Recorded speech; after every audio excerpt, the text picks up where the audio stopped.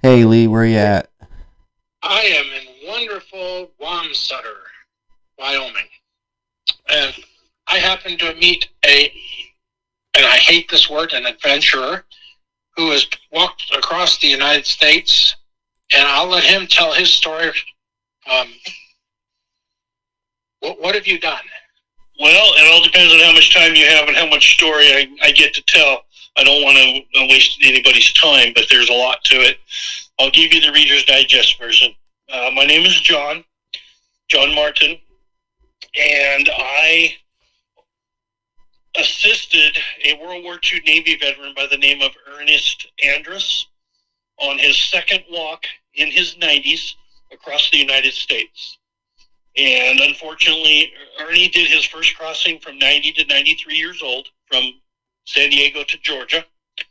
He wanted to do it again from 95 years old to finishing on his 100th birthday. And he was only able to go partway into Texas, a little after 900 miles, a week after his 97th birthday before he had to quit due to some health issues. I finished the walk for him on schedule on his 100th birthday. And the best part is Ernie joined me and walked across the finish line to celebrate his 100th birthday with me. And that's basically my story. Now I'm just a nomadic wanderer around the country in my retirement, and I came across this guy with a horse and a buggy. And I was parked on the shoulder of the road. Yes. Illegally, like I normally do. Fortunately, the cops just kind of look at it and say, you're okay. And anyway, John helped me put things together today because I had a 17-mile day, which this was the first day that I felt like everything was clicking with the horse and what we were doing, because we did it in just a bit under 7 hours, which kind of surprised me because I had people stopping me and wanted to talk with me. And so we had a good day. We're just doing dinner right now. And you had maybe a couple of questions you wanted to ask about what I've done for your channel. And why don't we just ask them here, and then we'll ask them again. I want to know about you. I want to know what you did before this, what set you down this path. And that's easy. That's basically it. Really, I didn't want to ask you too many more about the trip because 17 years is a lot, or 14 years is a lot. Before I was a horse logger by trade. Okay.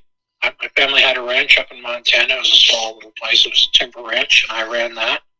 I'm educated I was working on my PhD when I walked away from college and went to the very lucrative business of being a logger.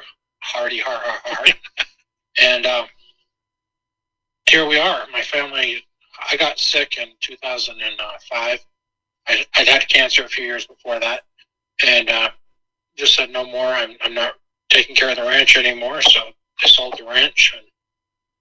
And my family and I had a parting of the ways, which was a blessing. It was long overdue from my part, and started traveling. I wanted to see my childhood sweetheart, so I went out to the Bronx. And what she doesn't know is I might be going to visit her again. And this time I will take a horse into the Bronx. So anyway, there you have the Reader's Digest version. I would like to know, there had to be something that set you on this path, because that's so much different than everything you just said. Something triggered you to do this. I'm really curious what that was. Selling the ranch. Okay. And my father was very generous. He gave me my share according to him. And I'm holding my hand up to my eye with a big zero. So that's why we had a parting of the ways. That's part of why we had a parting of the ways. Understood. And, I knew he was broke. I knew he needed money. So have at it. But, it's kind of like these boys in Utah who fucked me out of $2,000. Just talk to me just a little bit. tell me what's going on. Don't just leave me in the Netherlands. And that's what my father did. It was kind of like talking to the Kremlin. So when I said I wasn't doing it anymore, he sent me a letter saying, well, I decided to sell the ranch. Like, that's a surprise, not. And that was it. So, wow. And here we are. And here we are. I'm alive. This is fantastic. I'm alive, and all my family's dead. That's wonderful. Probably. Probably. Sometimes the family dynamic just isn't good enough to. I wasn't dealing with a family dynamic before I started this trip. So, sure. I am so glad I looked over and caught the back of your wagon with your big sign. I couldn't read the whole thing, but I saw Boston or Bust, and I'm like, there's a story right there. I can't just drive by, because I wasn't stopping here. I was going another several miles, and I had to make an 8-mile U-turn to come back, and I am so glad I did. It's been fun. It's been nice to catch somebody who understands what I'm all about without having to explain the whole story. Sure. That's something I cherish, because I don't mind. I get cranky about explaining the whole story, but you just get tired of it after a while. Sure. It's an energy drain. I was thinking about that, ways of minimizing my energy drains and making it more comfortable for me. And then I walked into your trailer, and it's like, holy shit. I've been more than primitive. I've out-primitived the primitives. And I'd love to do something like this, but I can't make the horse pull it. It's not going to pull this. Yeah. Yep. You'd need a big team. Even with a big team, you're not going to pull this. It's about 12,000 pounds. That's not that bad. Last time I went across the Rockies, I was pulling 15,000 pounds, 72. There you go. But that doesn't include feed for the animals. So. Right. Well, this is fantastic. I'm glad that you accepted my offer to camp together here and to feed you and offer some kindness to you. So it makes me feel really good. Help get water for my guys. Absolutely. Get us set. I don't know if I'm going to travel tomorrow. I'll have to look at him and see how I'm feeling. It's 36 miles to the next truck stop. And that's a 2-day, if I split it in half and if I get off my ass and get up real early. And I'm awake at 5:30, but I just don't get up. But I can do that in 2 days, and that may be the thing to do. Just go tomorrow or the next day and just crash. When So you make your own schedule, though, right? Pretty anything you want. Oh no, that horse makes my schedule. Okay. Surely, Okay. when I get up, Fair enough. when I go, everything is by that horse. Okay. And he's not too bad, but when you get 6 of them, they get very demanding sometimes. And justifiably, they're not demanding anything that's not right. We need food, we need to sleep, we need to relax, we need to socialize. They do all of that.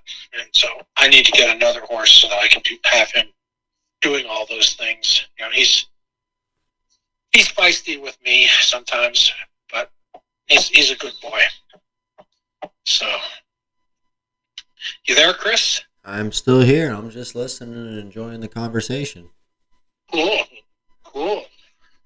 And just as a side note, Chris, this was what I was talking about, guest interviews and things like that. Yeah. And people ought to know what we're doing. I can't, I can't see what other people want when I've been on this trip for so long. 17 years is a hell of a long time. So I thought my 4.5-year walk across the United States was a long time. Even though it didn't feel like it when I finished, it felt like it took a year or less. But in the middle of it, it felt like it. And I'm sure you've had those days many times. Yeah, and I'm trying to do things to avoid that feeling, because it gets very detrimental. Yes. It gets to the point where you don't want to see people. you're trying to hide, and it's like, oh fuck, leave me alone, and that's not what I want to do. Right. That's not what I'm out here for. So, other than PETA, which I had one day without PETA, so that was very much a blessing. I haven't had any problems with people. Let me ask you this. This is based off my, compared to you, extremely limited amount of time, 4.5 years walking. That's not limited. I learned very quickly, probably less than 6 months into my trip, my number one takeaway from the entire thing, even though I knew I had 4 years to go, was going to be the people that I met. In your extremely experienced amount of time, do you have the same thing? Exactly. There are so many amazing people out in this country that I didn't know about until you find them. I don't connect with them, I can't do the trip. If I don't connect with them, I'm not sure. I've been in situations that I would survive. You know, there were times when I needed people who went beyond the, boy, that's a pretty horse. Yeah. You know, there has to be. Well, I can. This side of Evanston, we were in what was supposed to be flat, according to the people in Heber City, Utah. Well, it's not flat. It was the tallest point, one of the tallest points in Wyoming, and it's just was a shit show for a horse that isn't in shape. You know, we're bringing him up, but I've got to take it easy on him. And it was kind of like, what the fuck do I do now? And this gal stops and says, what do you need? And I said, I need 2 trucks and a horse trailer. Within an hour, they were there. Wow. And they had to come half an hour away from me. So and I had a wonderful visit with them. I really appreciate what they did. I got a whole 10 miles or 12 miles, maybe a bit further, and the front end fell out of my wagon. So I had to limp it back to another place. And I said, hey, can you guys help me? We're about to lose the front end of this thing. It was hitting the wheels. One of the wheels was hitting the fender and rubbing. They said, sure, no problem. So we took a day, dropped it out of the front of the wagon and took it to a place, and the kid, high school kid, welded it. And I mean, he did a wonderful job. So the welding was just impeccable. Awesome. So here we are, you know. And I'm sure that'll happen again. There's no way doing a trip like this that you can carry enough food, enough money, or enough of what you need. Right? You just can't. Even if you plan it, even if I had $1 million, there still wouldn't be enough, because you need people there, you need expertise, you need different ways of dealing with things, and you have to be willing to learn.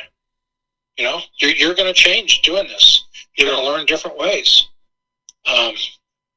Here we are, you know, 17 years later. See, I'm not even on my journey anymore. I'm on a whole different journey, but I'm not on that journey where I made all those connections with all the people, the wonderful folks I met, and through myself and just through Ernie. But you're still one of those people that is still a takeaway for me from my current journey. I hope that I'm another one for you. That's the only thing that I would hope for, and that makes it all worth it right there. That's all you need. You need those connections with people and friends. Did you notice when you were on your trip that when you needed somebody, they were there? Oh yeah. Oh yeah. You know, it was like there were people there that you never asked for. They just would show up too. You didn't know you needed them. Right. But they were there. Absolutely. Offering help. Yep. And like we were discussing before, these people are on your trip. Even if you're not on your trip, these people are connecting with you and willing. I'd never thought of it like that. It's a connection, and that is perfect. To not accept help. I mean, I've had times where that wagon and that poor horse says they could barely pull all the stuff people gave to me. I have since learned how to graciously say, I can't change their diet now. So I can't take all that because they have to eat a certain diet. I can't change my diet because I have to eat a certain diet. But they're still happy because you're still saying thank you, and you're still accepting their help, even if they don't give you anything, just because they came and you appreciate that. Yes. And that's kind of hard to explain that way, but they're on the trip with you. You might as well accept that. There's a lot of people on the trip. And here's the other thing that you're going to find out. 10 years from now, I knew a guy who, and you'll meet him at the weirdest places. I've met people in Montana who I then again met him in New York 9 months later. So I hate to run. I got to go turn that chicken over unless we want to eat leather. Unless we want to eat charcoal. Yeah. How's that for doing, Chris? That's wonderful. That was awesome.